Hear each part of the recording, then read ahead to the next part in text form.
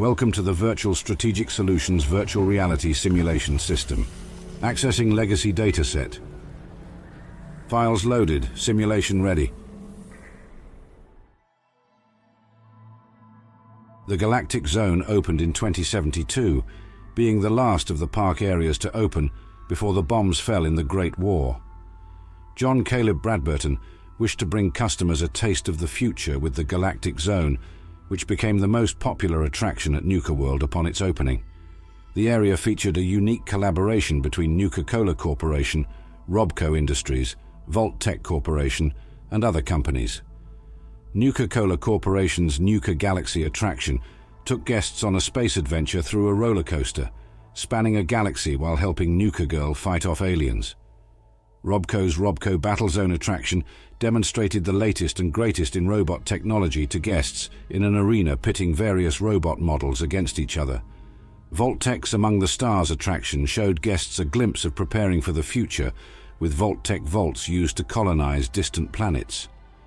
After the Great War, this section of the park became an area where traders from Nukatown, USA would scavenge scrap materials for use and trade. Eventually, the traders came across the Star Control mainframe and its star cores. Kendall Alston, thinking his daughter Tiana Alston's explanation that the cores were redundant meant they were okay to take and sell, started gathering the cores. However, it was around this time that Coulter and his raider gangs took over Nukatown, leading to Alston's idea that Star Control's defensive mode would be able to save them. The Alstons soon realized they had not obtained enough cores to safely activate the defense setting. Despite Tiana's warning, Kendall activated Star Control. As the robots and defenses in the park came online, they began attacking the traders within the Galactic Zone. Tiana and the remaining traders perished while trying to escape the zone. Their remains now lie just outside the main entrance to the east. The Galactic Zone is an enclosed section of the park filled with advanced robots, including iBots, Mr. Frothies, and Nukatrons, all of which are hostile to the sole survivor until they are pacified using the Star Control mainframe terminal. The main entrance is to the east, and a secondary entrance is to the north. Directly across from the main entrance is the Starport Nuka ride, with the Starlight Interstellar Theatre to the south, Vault-tec, Among the Stars to the southwest, Nuka Galaxy to the northwest, and the Robco Battlezone to the north. The Battlezone was intended to provide park guests with a gladiatorial combat experience between various Robco robot models. While the arena was marketing as showcasing unique Robco prototypes, it soon became obvious to viewers that the combatants were standard Robco models, with largely cosmetic modifications. From the main entrance to the Battlezone, the arena lies straight ahead.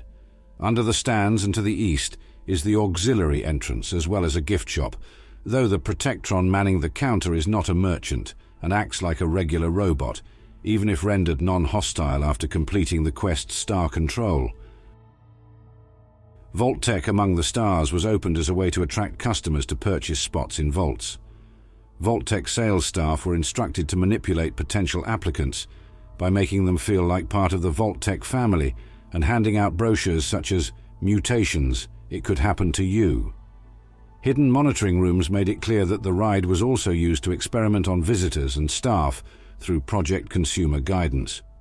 Louise Bateman, the project's lead, oversaw 5 experiments that were tested on visitors and staff. The first experiment was brainwave disruption, which used radiation scrubbers to emit an electromagnetic field that caused interference in the brainwave patterns of subjects. The second used audio emitters to generate varying degrees of subliminal suggestions overlaid with a special frequency, while the third released an airborne toxin from genetically modified flora. The fourth experiment modified the exhibit's reactor to emit theta-band radiation in short, low doses. The final one used the previous 4 experiments on the attraction's staff, including Hodgson, Gruner, Langston, Dallas, and Bartleby. Jay Hodgson, the operations engineer for the attraction, reported abnormal behavior by visitors before experiencing headaches, nosebleeds, and memory loss. C. Gruner, the theta radiation technician involved in the experiment, locked the doors to the monitoring room after suspecting that Bateman had piped the radiation into the monitoring room. Later, R. Langston, the subliminal suggestions technician who operated in the same monitoring room, burst in to warn him of the bombs. Gruner shot Langston, then committed suicide.